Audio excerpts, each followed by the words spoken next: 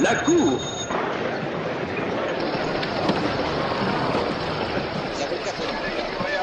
Vous pouvez vous asseoir. Je donne la parole à monsieur le greffier pour la lecture de l'acte d'accusation. Pétain Henri-Philippe Benoni-Omer, inculpé d'attentat contre la sûreté de l'État et d'intelligence avec l'ennemi. Le procureur général et le greffier étant présents. Le procureur général lui a donné connaissance du réquisitoire définitif établi par lui et dont les conclusions tendent au renvoi devant la haute cour de justice du dit inculpé pour répondre des crimes prévus par les articles 87 et 75 du Code pénal. Silence de l'instruction. Il résulte contre le susnommé Pétain charge suffisante d'avoir depuis un temps non prescrit 1. Commis le crime d'attentat contre la sûreté intérieure de l'État, 2. Entretenu des intelligences avec l'ennemi en vue de favoriser ses entreprises en corrélation avec les siennes. Du 18 novembre 1944 constituant une haute cour de justice. Il est établi que Pétain entretenait des relations avec les principaux membres de l'association connue sous le nom de la Cagoule, dont le but était de...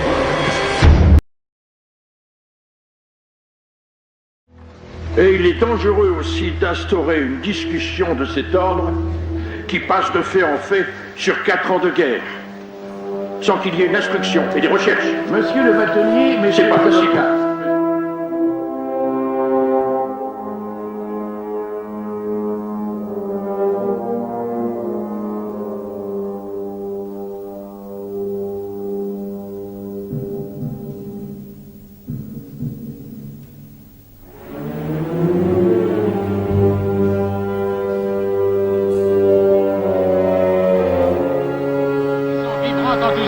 D'avoir en ses murs celui qui incarne le mieux l'image de la France.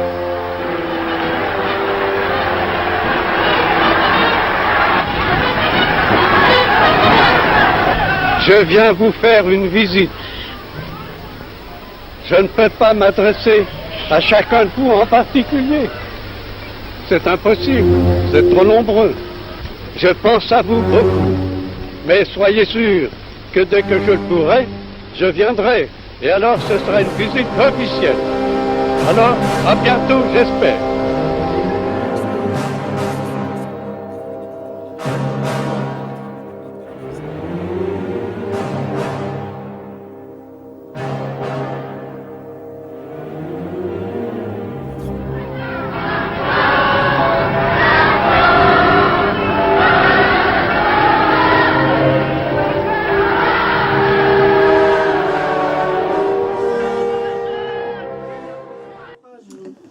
Alors me direz-vous, bon Bétail était peut-être un peu négligent, mais tout de même, De Gaulle, l'État neuf, tout ça, a peut-être aposté, comme disait Bétail,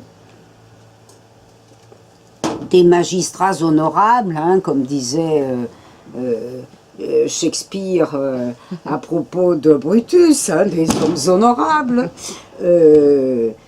hommes honorables pour s'occuper de châtier les plus graves coupables. Eh bien non. Je dirais que De Gaulle et de Menton se sont fait un malin plaisir de compromettre des magistrats tout à fait représentatifs de la magistrature que décrit Maurice Garçon, puisque s'il y a un domaine dans lequel il est réaliste, c'est normal, il est avocat. Bon, vous voyez, un avocat, ça a le droit d'avoir la dent dure contre les magistrats. Et alors, vous verrez, hein, dans Maurice Garçon, il y a du lourd sur les magistrats. C'est vraiment un plaisir. Hein. C'était son journal au jour le jour. Oui, c'était... Paraît-il, je l'ai jamais corrigé, relu. Il est donc d'une grande honnêteté. Il y a des moments où on peut se poser la question. Je pense que ce qui obère la sincérité totale du journal, c'est la manière dont Maurice Garçon présente ses rapports avec Grimm, qui est un personnage extrêmement important de l'espionnage allemand, qui, comme il est de coutume, a occupé le terrain dans les années 1930 à Paris et revient comme si de rien n'était, comme tous ses pairs, en 1940 et jusqu'en 1944. Et la manière dont Garçon présente ses rapports d'avant-guerre avec Grimm est une manière qui n'est forcément pas honnête. Et ça jette le doute sur certains aspects du journal. Mais le journal Et c'est ce qui donne sa valeur d'ailleurs. C'est la même chose pour le journal de Pierre Nicole, qui est un monument de malhonnêteté sur tout le journal qui a été publié. Parce que quand vous le comparez à l'exemplaire du journal nettement moins trafiqué qui a été livré, c'est celui... Moi j'ai comparé la totalité du journal de Nicole déposé à la préfecture de police, ligne à ligne. C'est un peu fastidieux, mais de la comparaison jaillit la lumière. L'exemplaire déposé qui est trafiqué aussi.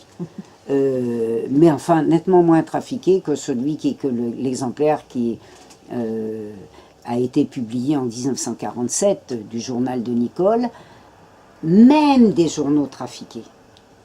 Comme il y a quand même forcément un rapport avec l'événement du jour, ça ne peut pas se trafiquer autant qu'un témoignage.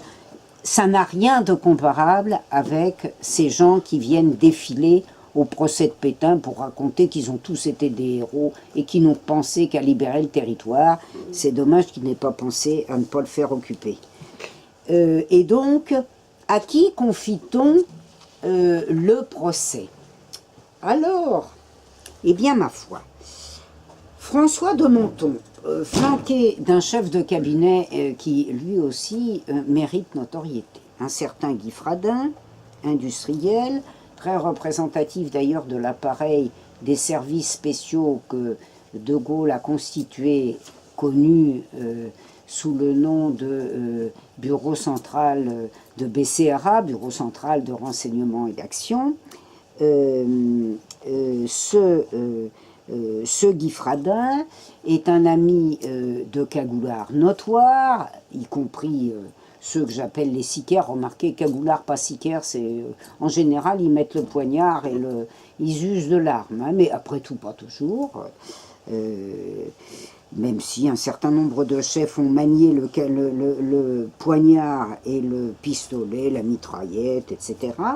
C'est un intime de celui qui s'est fait appeler Guillain de Bénouville, Pierre Bénouville, de son vrai nom, et qui obtenait de Guy Fradin, sur simple missive, la libération de tous les plus grands coupables au palmarès extrêmement chargé. Mais non, mais tu vas pas m'embêter avec celui-là. Eh ben non, il n'y a pas de raison de l'embêter. Donc, si vous lisez les fonds BB30, vous verrez comment Fradin a relâché des coupables qui comptent vraiment parmi les coupables, y compris beaucoup de coupables de sang, hein, gentiment.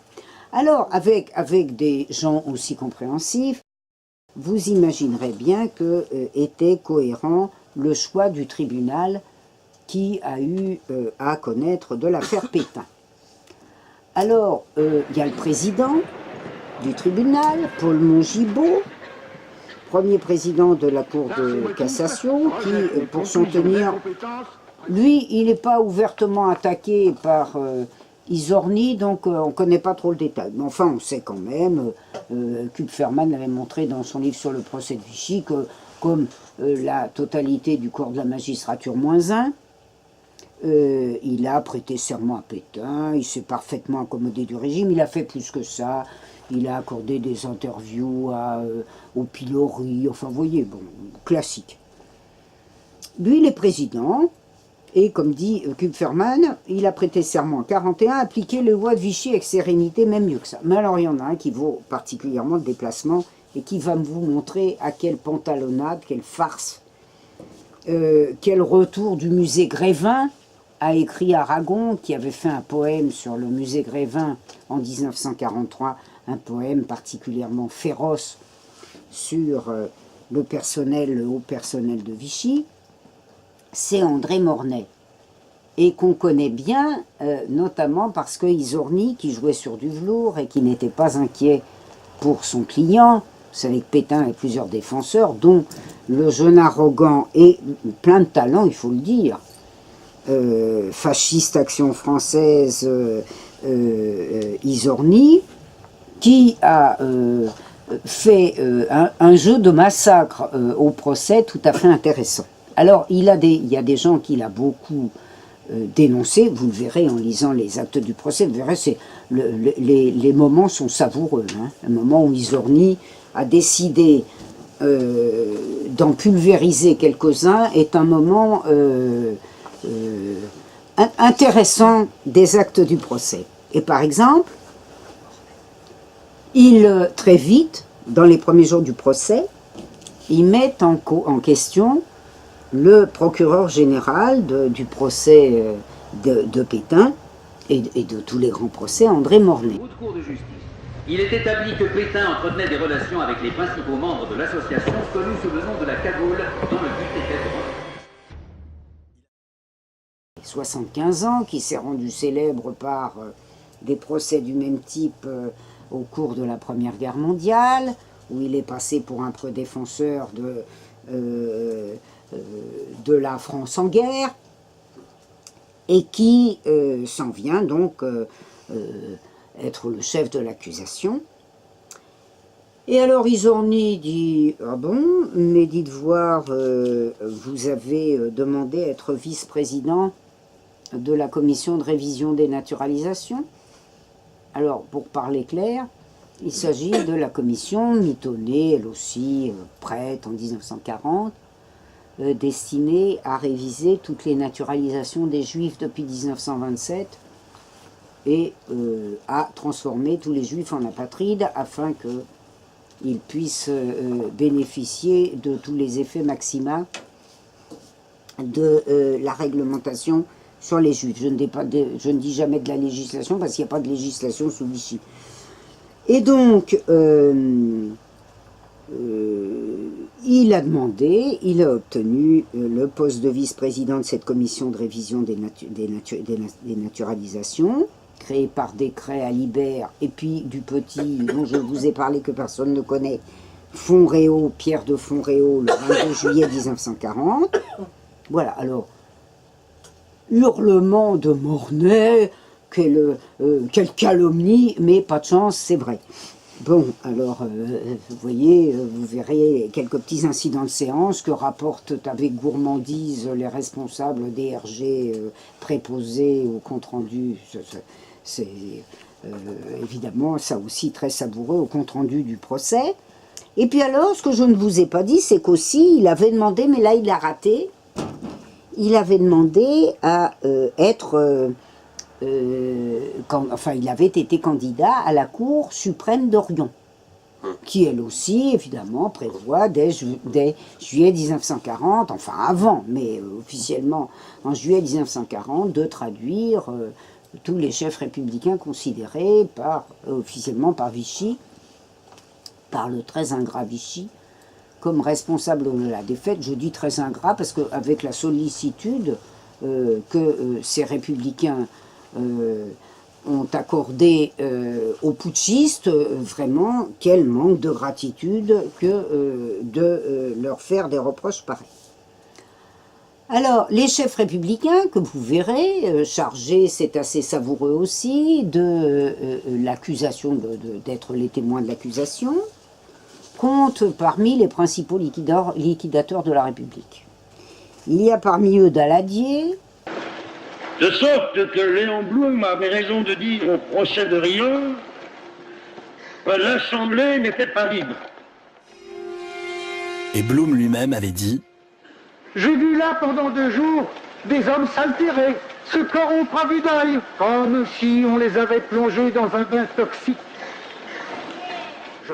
Daladier, dont la carrière devrait être mieux connue, surtout à une époque où nous avons un Premier ministre qui, même par les coups de menton, il faut bien le dire, rappelle étrangement ce Daladier, et pas seulement par les coups de menton, par les décisions prises, et par cet amour inconsidéré pour l'état d'urgence ou assimilé que nous avons connu naguère. Alors il y a Reynaud, contre lequel Izorni n'a pas vraiment de raison d'être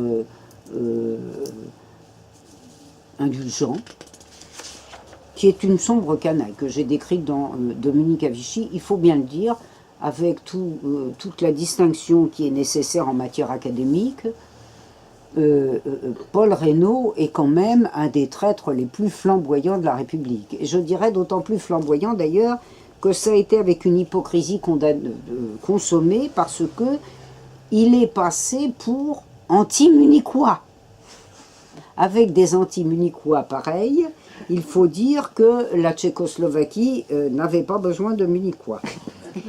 Mais on peut considérer que c'est vraiment un des éléments les plus importants, non seulement le 16 juin, mais bien avant, pour laisser l'affaire, pour laisser les affaires politiques à ses amis, puisque ministre, il n'a jamais eu autre chose que des synarques pour diriger tous ses cabinets du sol au plafond. Et donc, il se fait littéralement rouler dans la farine par Izorni, qui le met en question comme ministre. Vous voyez, moi, dans mon texte, j'avais dit qu'il avait été ministre des Finances à partir de novembre, puis président du Conseil, mais pas seulement. Il faut vous dire qu'il avait été ministre de la Justice avant d'être ministre des Finances en 1938 et qu'il avait pu ainsi gentiment préparer des mesures particulièrement féroces contre ceux qui se battaient à l'époque et qui étaient les anciens unitaires de la CGT ou les actuels, enfin, ou les communistes d'alors, et qu'il avait été très efficace à cet égard. Donc il lui pose des questions littéralement abominables sur les raisons pour lesquelles il a pris tant de mesures anticommunistes, et il veut lui faire avouer, ce qu'il ne parvient pas à faire. Il est assez aimable pour le dispenser des réponses définitives. Il veut notamment lui faire permettre aux jurés, au public, théoriquement, de comprendre pourquoi Georges Bonnet est en mesure de de déclarer à l'ambassadeur de Reich von Welseck que le 1er juillet 1939, qu'on va bientôt supprimer les réunions publiques, suspendre les élections et mettre les communistes à la raison. Mais tous ces hommes symbolisent cette Troisième République qui n'a pas du tout bonne presse en 1945. Reynaud ou Daladier sont les hommes d'un régime dont De Gaulle lui-même a dit qu'il avait abdiqué dans la défaite après s'être paralysé dans la licence. Mais heureusement, l'autre peut échapper à l'orage, et il n'empêche que Reynaud et les assistants au procès l'ont dit, parce qu'on a le compte-rendu par les RG, la population considérait en effet qu'un certain nombre de ces républicains auraient dû se trouver aux côtés de Pétain et pas du côté des accusateurs, parce que ils avaient fait aussi bien que Pétain pour l'assassinat de la République. Mais surtout, vous observerez en lisant les actes à quel point Daladier est étrangement épargné. Ça peut être surprenant, parce que ces chefs de la République, je ne dirais pas ont continué une carrière flamboyante sous De Gaulle et la 4e République, mais tout de même ont été considérés comme des victimes de Vichy. C'est vrai que Vichy a montré beaucoup d'ingratitude, c'est vrai que ce sont des victimes très partielles. Après le rôle gravissime que ces individus avaient joué dans la défaite et dans la liquidation de la République. Mais Daladier avait une raison particulière d'être ménagé. Daladier était en effet ministre de la guerre à partir de 1933 et de manière très durable, 1933 pardon, puis 1936-1940, jusqu'au moment où il devient président du Conseil, puisque vous savez qu'il est également président du Conseil. Et donc, il faut dire qu'il a eu quand même beaucoup de fonctions, ce Daladier. Hein? En 38-40, il manque pas de fonctions.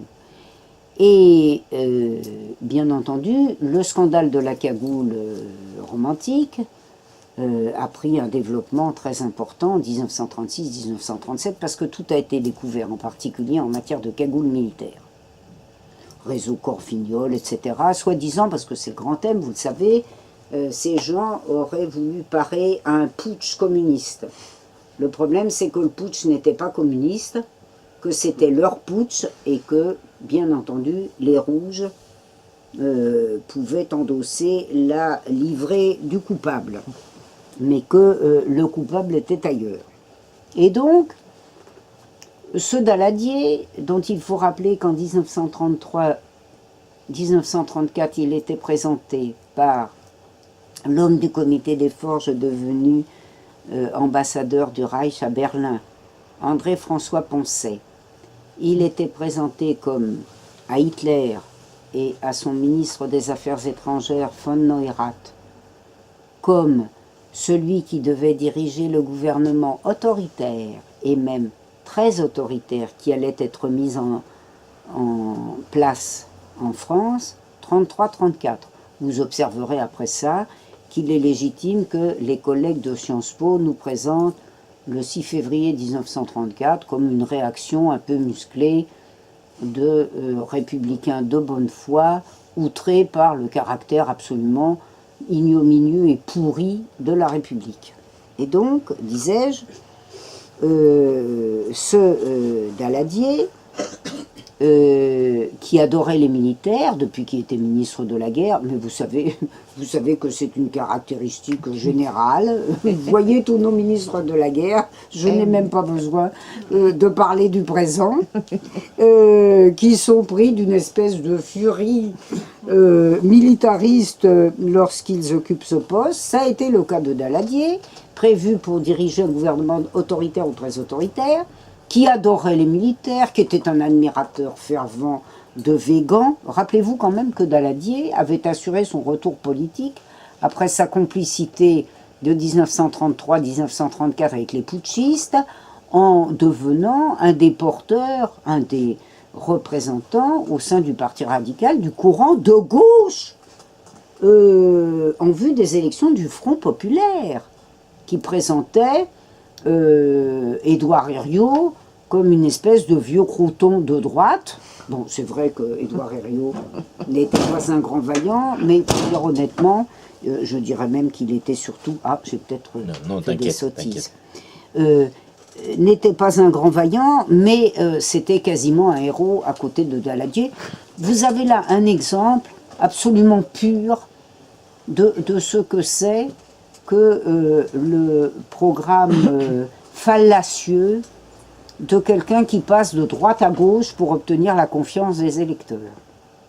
Puisque, continuant sur sa lancée, Daladier s'est trouvé le complice, et pas seulement le complice passif, le complice actif du putsch, au point que, lorsqu'en 1937, alors qu'il était encore ministre de la guerre, le complot de la cagoule militaire a été entièrement percé à jour, avec Pétain en étant découvert comme le chef de l'ensemble des conjurés. C'est dans son bureau, racontaient volontiers les radicaux en 1945, c'est dans son bureau que, ayant présenté à Pétain le dossier qui l'identifiait comme chef de la cagoule, il l'a brûlé devant lui. C'est vous dire comment, au procès, Pétain est tranquille sur son sort. De dossier, Pétain, il n'y a plus. En juillet 1945, malgré ses épreuves, malgré la bravoure qu'il a montrée face aux magistrats de Riom, et malgré l'emprisonnement qui a suivi, Daladier n'a pas bonne presse. Il incarne, à son corps défendant, le régime détesté de la Troisième République. Le procureur Mornay a tenu cependant à le faire comparaître. Daladier, en effet, est également réputé pour ses grandes colères froides. Elle terrifiait ses adversaires dans les congrès du Parti radical ou à la Chambre des députés. Il en avait même retiré d'être surnommé le taureau du Vaucluse. Compte tenu des avanies que lui a fait subir Pétain, c'est une prestation de cet ordre qu'attendent de lui Mornay et le public du prétoire. Qu'il se jette à pleines dents sur le maréchal, comme Reynaud l'avait fait à sa manière. Mais non, au contraire, Daladier reste calme et pondéré. Le taureau a les pattes cassées, écrira un journaliste. Son souffle est court et son sabot est mou. Il ennuya.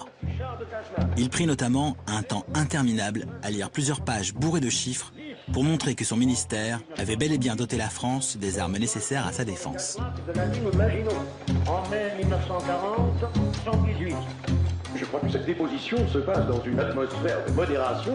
Il ne faut pas se fier à cet air étonné d'Izorni. Lui sait mieux que quiconque d'où vient cette modération relative de Daladier à l'égard du maréchal. Car il l'a révélé depuis lors, Daladier et les avocats ont passé un accord. De part et d'autre, on s'est entendu pour ne pas s'accabler. Plutôt que de se jeter sur lui, Izorni, Lemaire et Payen restent silencieux quand l'ancien ministre de la guerre se défend de n'avoir aucune responsabilité dans notre désastre militaire. Et en échange, contrairement à Reynaud, qui avait même retiré à Pétain son titre de vainqueur de Verdun, Daladier joue les magnanimes. Mais qu'on se rassure, dans les dossiers W3 ou 3W, je ne sais pas comment on les appelle, des procès de haute cour, vous trouvez dans le dossier Pétain, en particulier dans ce qu'on appelle la malle Pétain, de toute une série de documents d'origine qui ont été découverts, et dans les autres dossiers, suffisamment de choses pour établir en effet que Pétain était le chef de la cagoule. Inutile de vous dire que ces magistrats, prévus à cet effet, ont assuré un procès digne des choix qui avaient été faits. J'ai appelé ça dans ma présentation les moments clés de la farce. Évidemment, c'est une farce tragique. Quand on y réfléchit, c'est d'autant plus une farce tragique que ces choix de l'après-libération, je dirais, portent toutes leurs conséquences dans la nouvelle période de crise systémique que nous avons atteinte. Parce que vous ne maintenez pas impunément le statu quo quand le statu quo a été porteur des horreurs que nous connaissons. Les horreurs, au moins, nous les connaissons. Si nous ne connaissons pas tous les responsables, si la population ne connaît pas tous les responsables, inutile de vous dire que le procès a été digne de cette horreur, non seulement par les mensonges avérés, parce qu'on les perçoit de temps en temps. On perçoit de temps en temps l'écho de réticence parlementaire à l'égard des mensonges qui sont proférés, notamment par les militaires. Parce que c'est un défilé de militaires. Hein. Si l'armée vous manque, là, vous serez tranquille, vous aurez un magnifique panorama. Mais vraiment, un procès type, par la manière dont la résistance est bafouée. Je ne veux citer qu'un exemple, c'est le moment où Mongibaud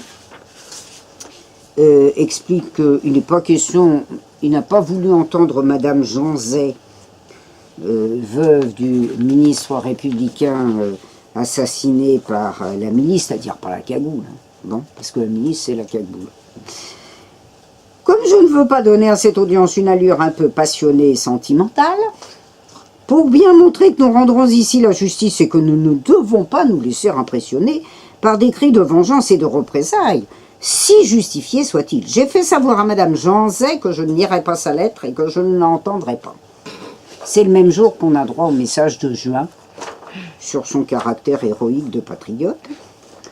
Je vous en passe d'autres.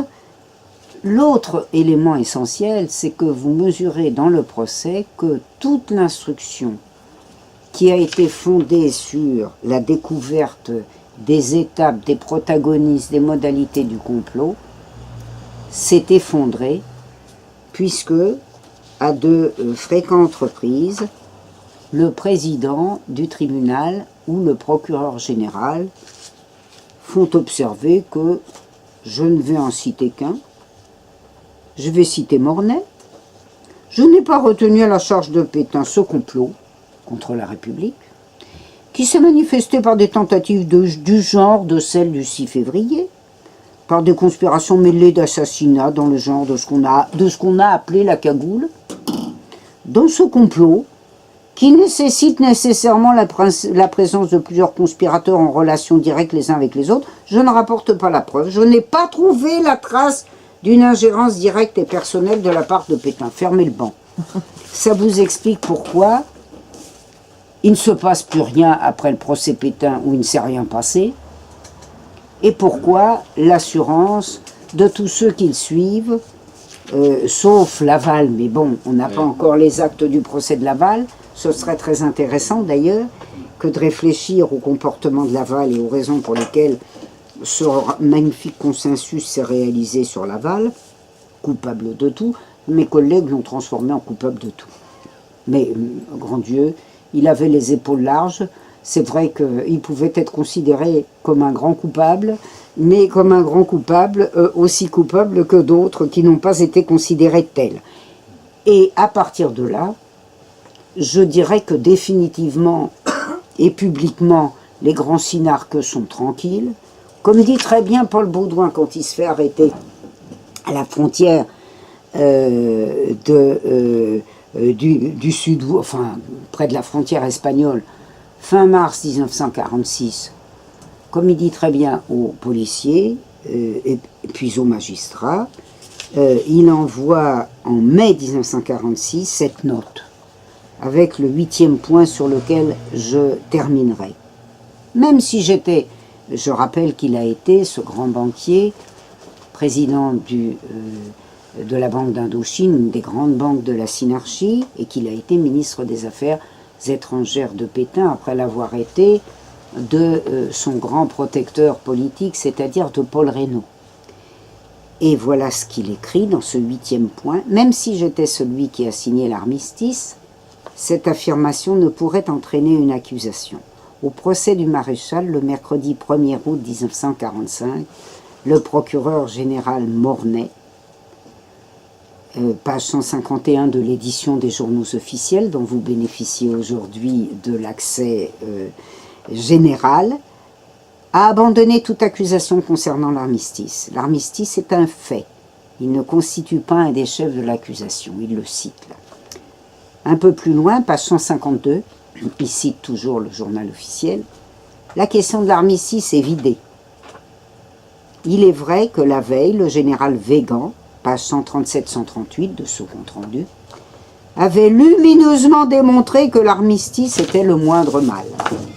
On terminera là-dessus. Je voulais juste te poser une question, c'est évidemment pas pour lancer un débat, parce qu'il est quand même un peu tard. Quelle heure est-il après? Je sais pas, moi j'ai pas. Il est 9h30. Voilà, mais quand même, j'essaye de faire une petite synthèse, tu vas me dire si je me trompe, et si je me trompe, on reprécisera ça une autre fois.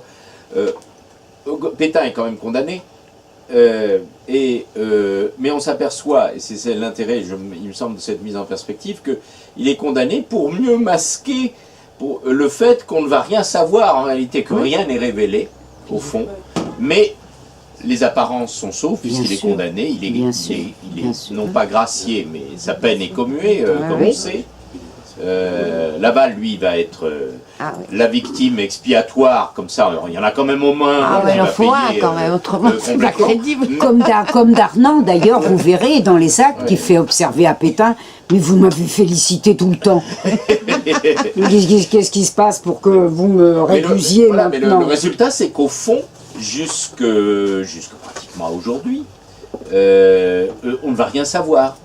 Et comme tu le rappelles fort justement, on va même nous expliquer que la synarchie, enfin, il faut préciser, tu y fais allusion pendant la soirée, mais c'est pas forcément connu du monde.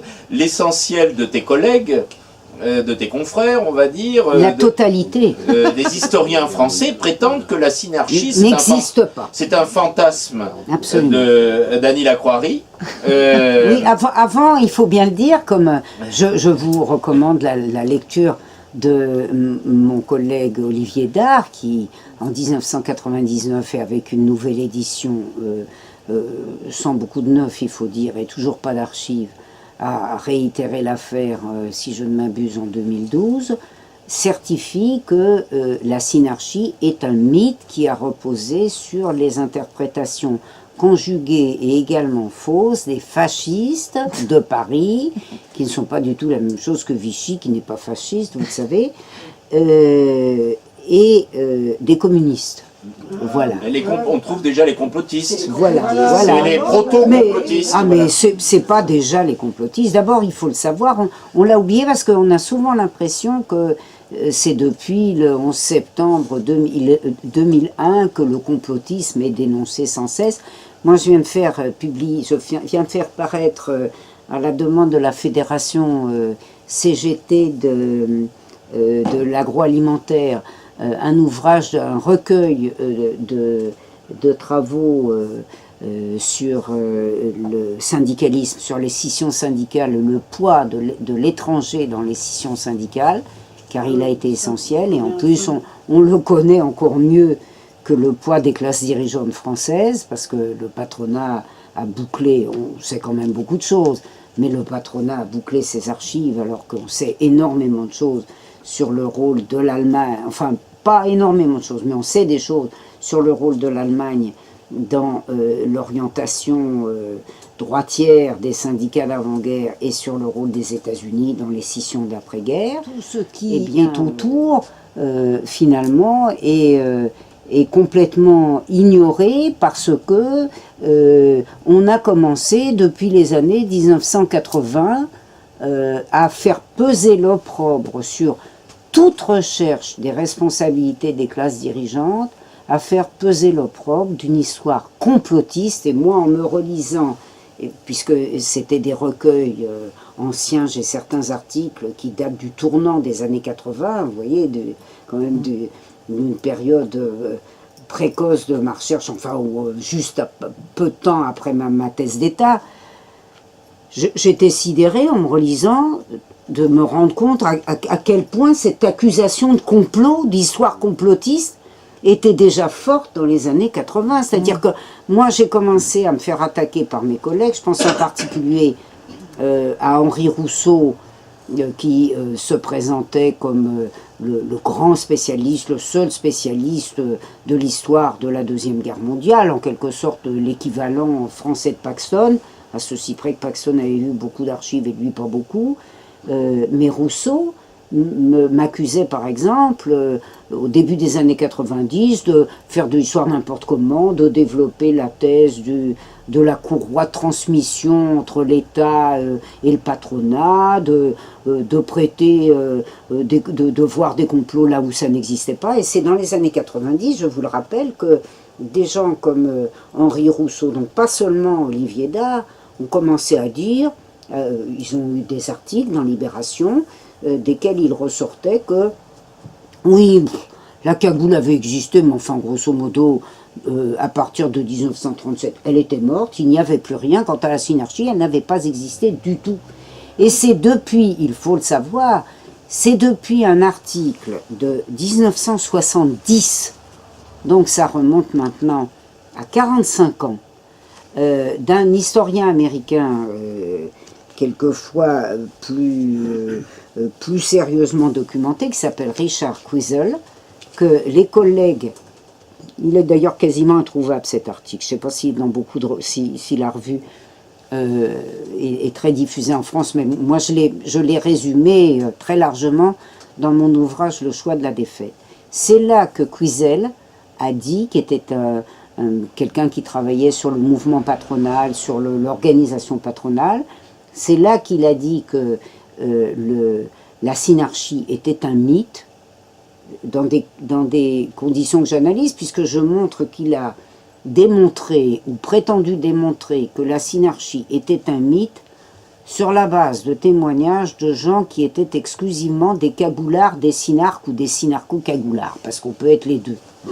Bon, alors, vous allez voir un responsable hitlérien en 1944, en 1945, comme je l'avais écrit dans un ouvrage sur la dénazification, si je puis dire, allemande, et vous avez un article extraordinaire d'un journaliste américain qui dit « c'est très simple, vous allez voir les hitlériens aujourd'hui, c'est une association de sauvetage des juifs. Oui. » Hein, c'est quelqu'un, je crois, du New York Times qui avait fait un article très rigolo là-dessus. Voilà. Ben, nous avons démontré avec Quisel qu'il n'y avait pas de synarchie.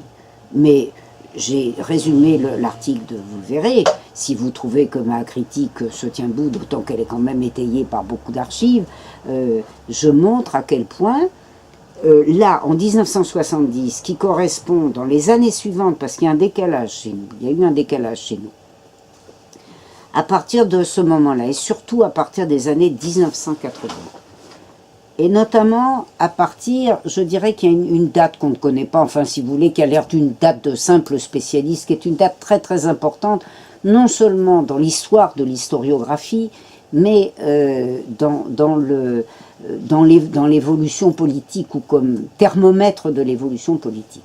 Il y a en 1985 un ouvrage extrêmement intéressant d'un historien dont la carrière à partir de ce moment-là a été absolument foudroyante. C'est un ouvrage sur les raisons sur l'ascension d'Hitler.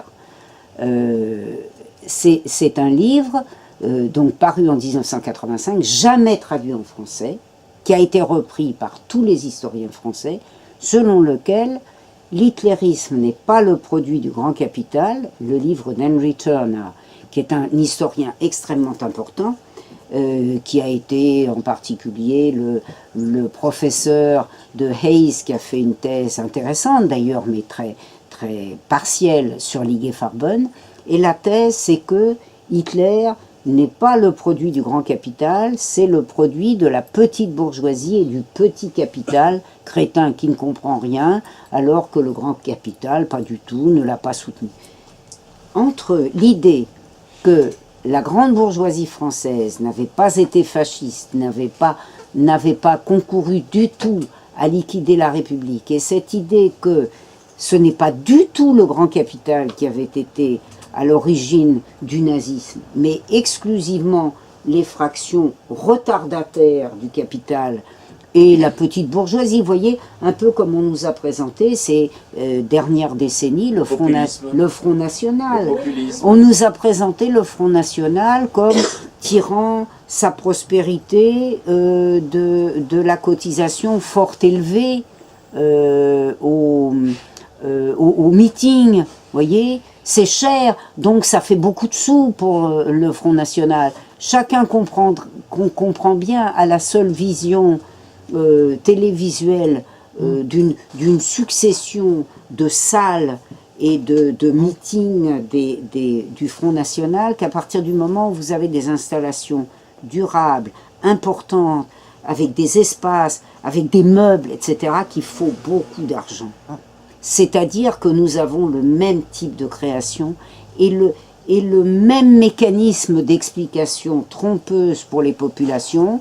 C'est une espèce de raz-de-marée populaire qui vient basculer tous les calculs des politiciens traditionnels, de la grande bourgeoisie, qui finalement ne finit que par s'y rallier en quelque sorte contrainte par les masses. C'est l'inverse qui se passe, et moi je considère, tout en rapportant évidemment la responsabilité de mes collègues à son rôle limité, que l'historiographie française a dans l'évolution droitière de la société, de la culture française, une responsabilité éminente que l'historiographie française n'avait jamais assumée jusque-là, je dirais jusqu'aux années 1980. Car nous avons eu beaucoup d'historiens réactionnaires, beaucoup.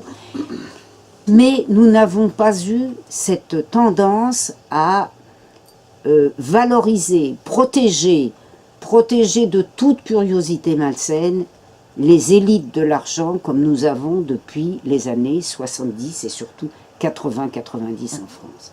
Et qui est un véritable frein au développement de la recherche, à la liberté d'expression des jeunes chercheurs, à la capacité de choisir des sujets délicats, tout étant délicat d'ailleurs, sauf ceux qui concourent à l'idée que l'Europe est grande et belle, et les industriels et banquiers, des gens très bien et très compétents. Une question brève. Une réponse rapide aussi. Merci beaucoup pour ces lumières que vous avez apportées. Que pensez-vous de l'approche de Zef Sternhell, qui est aussi en but à beaucoup d'attaques des historiens français, beaucoup de mépris aussi, qui lui, à partir d'une étude des anti-lumières de Kant, enfin Herder, Burke, etc., montre bien justement que le fascisme français a un terreau fécond qui le nourrit depuis les années 30, et lui aussi, comme vous sans doute, il est battu en brèche en disant c'est pas sérieux. Alors, son approche n'est pas du tout la même que la vôtre, évidemment, c'est pas... Voilà, c'est un peu le début de la démarche, non seulement de moi-même, mais de quelqu'un qui m'a précédé, c'est-à-dire le chercheur américain dont j'ai parlé tout à l'heure, malheureusement, dont le travail s'est de fait arrêter aux années s'est arrêté depuis 20 ans, mais qui a apporté énormément à l'histoire du fascisme en France. Il a critiqué la démarche de Sternel et il a bien fait parce qu'il y a des aspects très positifs dans la démarche de Sternel, qui étaient des aspects qui... Je dirais que l'aspect le plus important de cette démarche, c'est bien de prouver qu'il y a un fascisme français, et que c'est un fascisme dont les origines sont antérieures à 1914, et qui est très lié donc à l'histoire propre de la France, et que même en l'occurrence, la France est une sorte de modèle et de précurseur. Mais ce qui a assuré pendant longtemps, jusqu'à une dispute tardive entre responsables de Sciences Po et Sternel, ce qui a assuré le succès médiatique de Sternel en France, c'est qu'il avait un avantage particulier qui correspondait bien à l'intérêt des idéologues de Sciences Po, qui consistait à dire « il y a bien un fascisme français, mais c'est un fascisme hérité de la gauche ». Et c'est en particulier un fascisme hérité de l'anarcho-syndicalisme. C'était sympathique. On partait de Georges Sorel et on arrivait à tous les renégats des années 1930. Non, pas du tout, pas du tout. Mais ça les servait en ce sens qu'ils prenaient la thèse de Sternel de l'anarcho-syndicalisme virant à droite pour dire qu'il y a une continuité avec ce qui est le seul fascisme des années 30, c'est-à-dire le fascisme des renégats de la gauche. Et ils se sont fâchés à ce moment-là, et Sciences Po est féroce, hein, et Sciences Po a des moyens médiatiques qui sont considérables, puisque vous savez ce que sont ses accès éditoriaux, sa représentativité, sa présence sur les grands médias, dans l'audiovisuel, etc. Et donc, ils en ont simplement voulu à Sternel, parce que Sternel démontrait quand même que l'action française aussi, l'anarcho-syndicalisme, tout ça avait donné des racines françaises. Tant que ça ne mettait pas en cause la droite, ça allait bien. Quand ça a mis en cause la droite, ça a été gênant. Et surtout, ce que Soucy a reproché à Sternel, et à mon avis avec grande pertinence, c'est que Sternel, pour analyser le fascisme, bien que ce soit une démarche naturellement utile, a surtout analysé des textes. Oui. Donc des textes, c'est intéressant, mais ce que Soucy a dit, c'est que les textes étaient une chose et les pratiques étaient autre chose.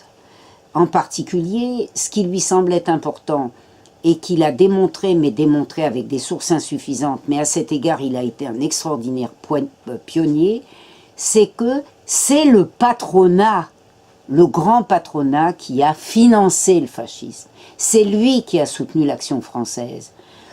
Et on a des travaux anglophones, je pense à un travail qui a été publié, je crois, au début des années 2000 par un collègue anglais sur les origines, sur le rôle de l'action française qu'il qualifie de matrice du fascisme français.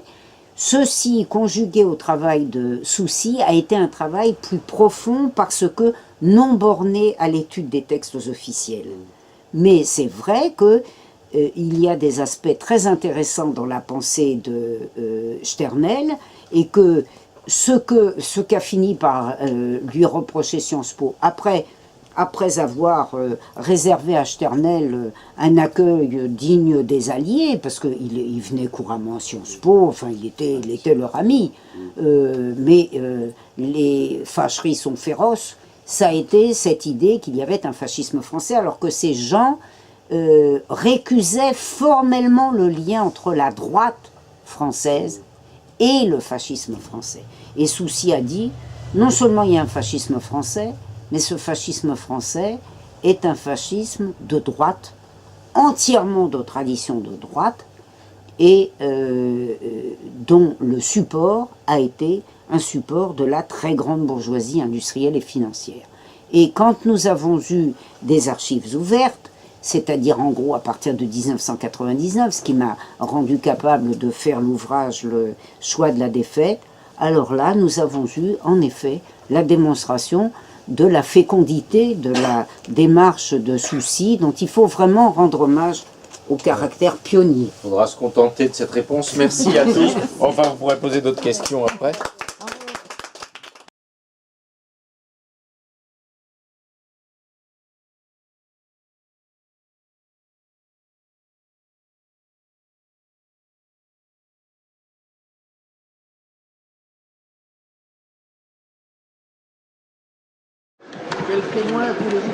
Marcel Paul, 45 ans. Quand le greffier lui demanda de décliner sa profession et son adresse, il eut la candeur de répondre « électricien, demeurant au 120 rue Lafayette ». Le 120 rue Lafayette, en 1945, c'est le siège du Parti communiste. Et quant à l'électricité, Marcel Paul est bien modeste. Il dirige en effet la Fédération CGT de l'éclairage. Bref, vous l'aurez compris, Marcel Paul est un drôle de malin.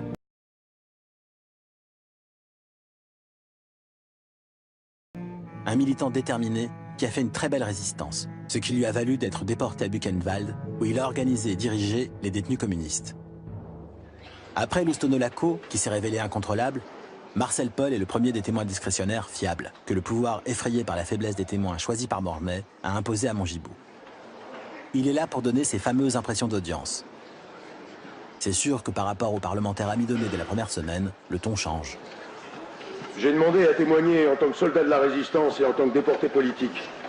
Soldat de la résistance, parce que je veux dire à la cour que les coups les plus durs qui ont été portés à la résistance l'ont été par les policiers du gouvernement de Vichy, obéissant aux ordres de l'accusé. Il n'y a pas que la Gestapo qui ait pratiqué en France les méthodes de torture qui resteront une page de honte pour l'humanité. Les policiers de Vichy ont pratiqué ces tortures. Il y avait une véritable frénésie chez ces policiers.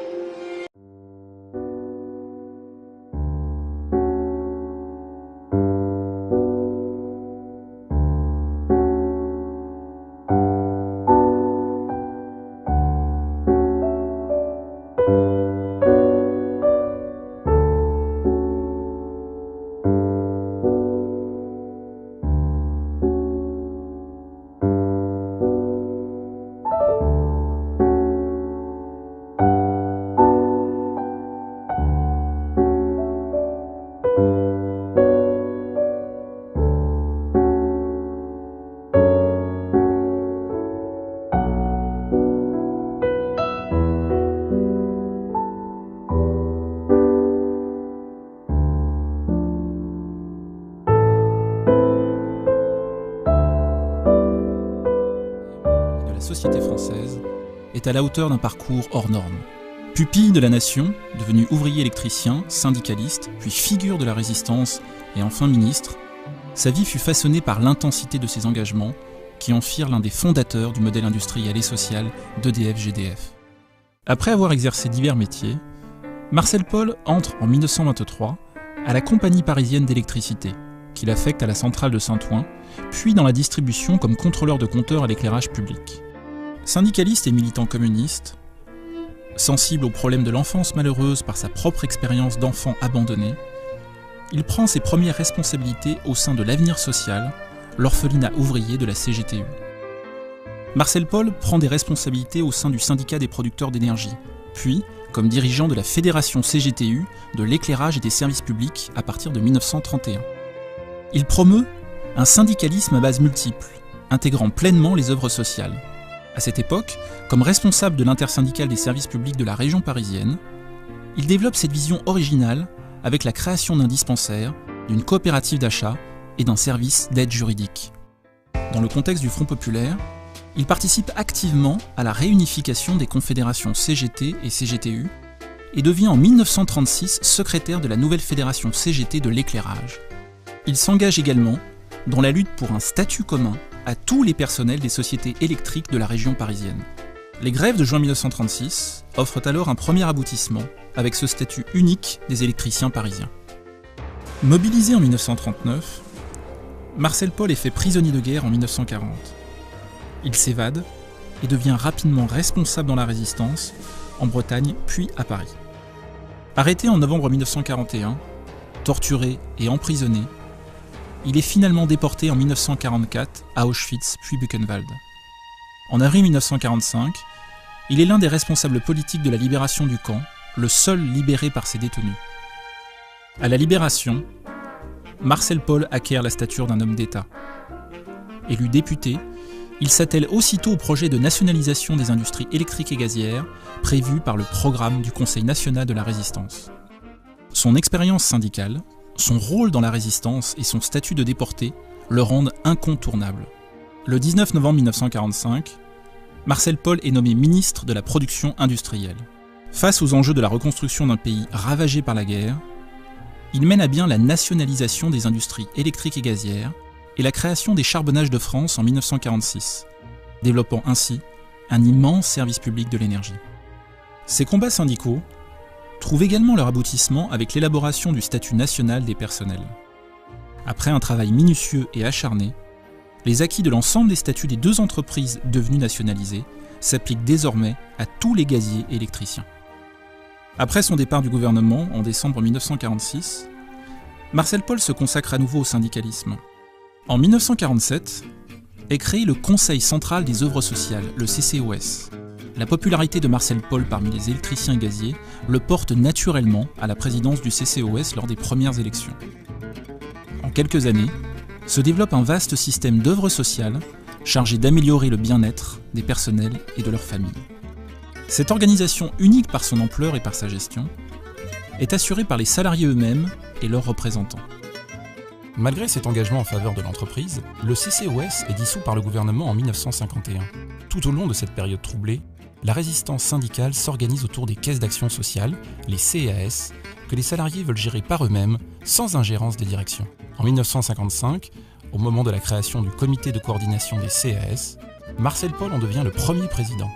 Ce sera le premier pas vers la reprise effective, mais sans Marcel Paul, des activités sociales par le personnel. Jusqu'au début des années 60, Marcel Paul marque l'action et la vie de la fédération CGT par toute l'intensité de son engagement, par sa rigueur et son exigence, par son expérience syndicale et par son rôle dans la création d'EDF-GDF, du statut et du CCOS. En 1962, il prend le titre de président d'honneur de la fédération et se consacre désormais à la mémoire de la déportation. À son décès en 1982, les hommages ne dépassent guère le monde militant. Par-delà les clivages, son engagement pour un service public de l'énergie ambitieux, tant sur le plan de la politique industrielle que de l'action sociale, fait pourtant de Marcel Paul une figure omniprésente de la mémoire des électriciens et des gaziers.